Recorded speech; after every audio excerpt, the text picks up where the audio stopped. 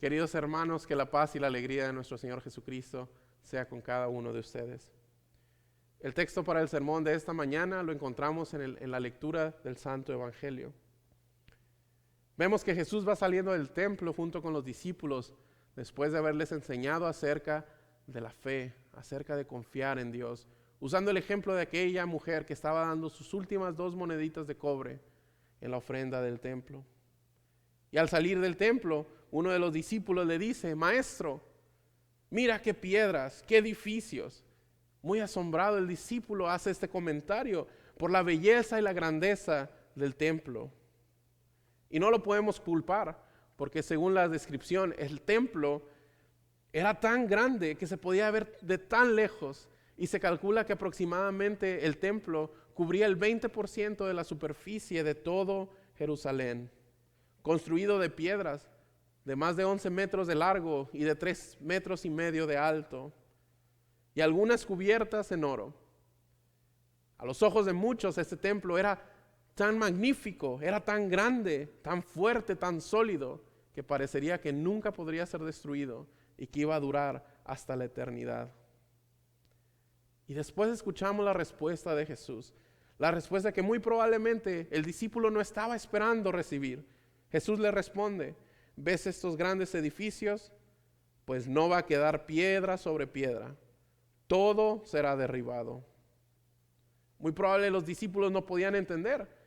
Al ver este templo tan grande y tan magnífico, no podían imaginar que este templo podría ser destruido.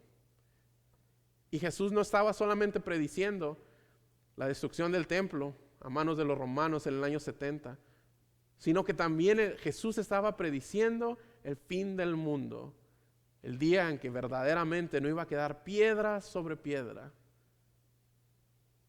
el día de su segunda venida. Vemos que fue tanta la intriga de estos discípulos al escuchar estas palabras, que ya estando en el monte de los olivos, se acercan a Jesús otra vez a preguntarle: ¿cuándo sucederá todo esto? ¿Y cuál va a ser la señal de que todas estas cosas están por cumplirse? Los discípulos seguían pensando en las predicciones de Jesús. Probablemente cuando Él dijo que iba a morir y ahora que el templo iba a ser destruido, ellos estaban pensando en eso. Y Jesús les responde: va a haber muchos falsos maestros, guerras y rumores de guerras, terremotos, hambre, persecución. Y Jesús les aclara: pero esto no será el fin, sino solamente el principio del fin. Llegamos a esta parte del discurso donde Jesús advierte a los discípulos. Les dice 2 cosas. Jesús les dice: tengan cuidado de los falsos maestros y tengan cuidado porque serán perseguidos. Jesús les estaba advirtiendo que ellos estaban en peligro de perder la fe. Pero aún en medio de todas las dificultades, Jesús les tiene buenas noticias. Jesús les dice: el evangelio va a ser predicado a todas las personas, a todas las naciones. Y aún en medio de la persecución, el Espíritu Santo estará en ustedes y hablará por ustedes, y resistirán ustedes hasta el final. Y el que resista hasta el final será salvo. Y podemos después ver en la Biblia que esto se llega a convertir en realidad. Después de que Jesús fue arrestado, vemos una gran persecución. Muchos cristianos fueron perseguidos y matados. Muchos falsos maestros se levantaron que enseñaban cosas en contra de lo que Jesús había enseñado. Pero Jesús cumplió su promesa. El evangelio fue predicado a todas las personas de todas las naciones, tanto judíos como gentiles. Y en el día de Pentecostés, Jesús envió su Espíritu Santo. Y cuando fueron llevados ante el concilio, frente a los gobernantes y los ancianos, Pedro, lleno del Espíritu Santo, predicó a Cristo crucificado. Y todos los cristianos, hasta el final de sus días, hasta su muerte, fueron bendecidos y fueron fortalecidos por la fe, por la palabra y por los sacramentos. En el Nuevo Testamento leemos de cómo los discípulos vivieron, cómo los primeros cristianos vivieron esa persecución, cómo los primeros cristianos se enfrentaron ante esos falsos maestros, enseñando cosas que estaban completamente en contra de lo que Jesús había enseñado. Y solamente podemos imaginar vivir la vida en aquel entonces, escuchando de guerras y de rumores de guerras, de desastres naturales y de hambre. Pero ¿saben? Ellos no perdieron la esperanza de que Jesús vendría otra vez. ¿Saben? Es muy interesante que en la actualidad, el día de hoy, escuchamos a muchas personas decir, el fin del mundo ya está cerca. Diciendo que ya está cerca porque ellos escuchan de todas estas cosas que Jesús ya había predecido. Escuchan de guerras, rumores de guerras. Escuchan de persecución de cristianos, de desastres naturales, de hambre en todo el mundo. Sin darse cuenta de que el fin del mundo en realidad empezó el día en el que Jesús ascendió a los cielos. Desde entonces ha empezado el fin del mundo. Entonces, desde el tiempo de los discípulos hasta el día de hoy, 14 de noviembre del 2021, hemos sufrido lo que Jesús predijo, con la única diferencia en que cada vez es peor y es peor lo que está pasando. Y saben, es increíble ver el número de los falsos maestros que se levantan día tras día a nuestro alrededor, enseñando en el nombre de Jesús, pero ni siquiera proclamando las buenas noticias del perdón, y solo predicando la ley y enseñanzas humanas, leyes humanas, ideas humanas, enseñando de cómo yo voy a ser un buen cristiano, cómo yo puedo ganar el favor de Dios, enseñando de lo que yo debo de hacer, y no enseñando lo que Jesús ha hecho, y de la muerte de Jesús en la cruz en mi lugar, enfocándose en lo que yo debo de hacer y dejando a un lado lo que Jesús ya hizo por nosotros. Son tantos los ataques los que recibe la iglesia. La iglesia sigue siendo condenada, sus enseñanzas siguen siendo condenadas. Porque hay personas de este mundo que piensan que sus prácticas y sus ideas humanas son más importantes y tienen más valor que la misma palabra de Dios. Son tantos los ataques que recibimos nosotros los cristianos, que hay algunos de nuestros hermanos que prefieren esconder su fe, prefieren esconder su identidad como cristianos. Básicamente, hoy en día estamos siendo perseguidos por personas que no quieren escuchar la palabra de Dios, por personas que piensan que sus ideas, sus ideales, sus ideas humanas son más importantes que lo que nos enseña la Biblia. Escuchamos a tantas personas decir, no, la iglesia tiene que cambiar porque este mundo ha cambiado, cuando nosotros sabemos que la palabra de Dios nunca cambia. Estamos en tiempos difíciles, sí, estamos en tiempos muy difíciles. Por eso queremos escuchar a la advertencia de Jesús, queremos escuchar lo que Jesús le dijo a los discípulos. Jesús les dijo 2 veces, cuídense, tengan cuidado. Y saben, hoy en día estamos corriendo los mismos peligros que los discípulos. Estamos en peligro de perder la fe. La fe por causa de falsos maestros que nos enseñan algo contrario y por causa de la persecución que estamos sufriendo día tras día. Y saben, el problema con los falsos maestros es que como nosotros vivimos en este país donde hay tantas opciones, que todo parece tan fácil, podemos elegir lo que queramos. Fíjense, hace unas semanas necesitaba yo comprar sal. Y donde veo las opciones, eran tantas las opciones que verdaderamente era impresionante. Sal refinada, sal de mar, sal rosa, sal negra, sal ahumada. Estaba buscando simple sal y eran tantas las opciones. Y saben, vivimos en este mundo y por eso hay tantos cristianos que básicamente toman la iglesia como si fuera un producto, como si fuera sal. y están buscando una iglesia la cual se adapte a sus ideas, a sus pensamientos, a sus creencias. Entonces, si voy a una iglesia y no me gusta, bueno, voy y busco otra iglesia. Y si voy a otra iglesia y tampoco me gusta, bueno, busco otra iglesia.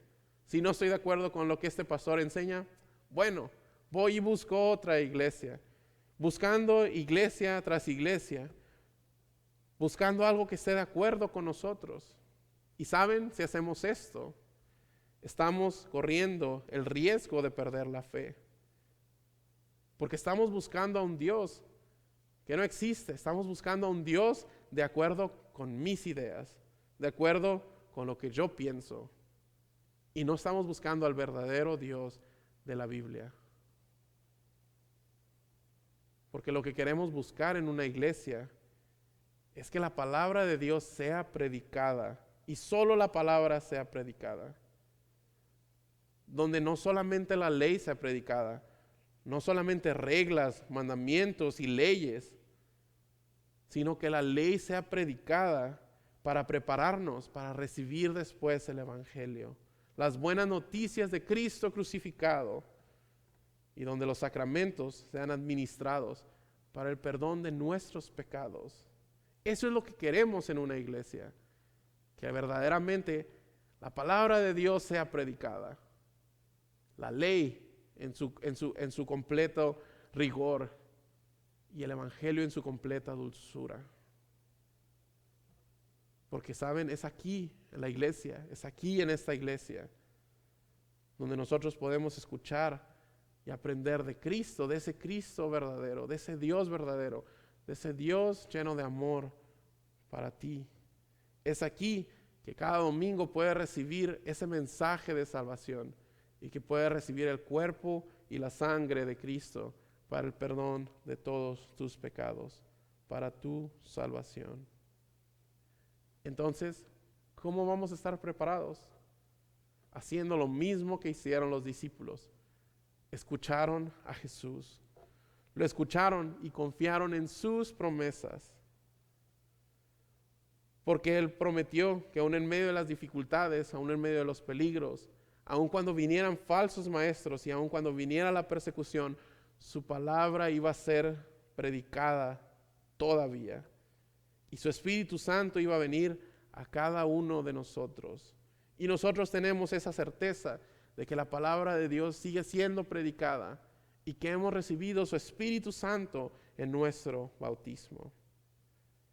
Jesús nos ha dado todo lo necesario para prepararnos para el día final.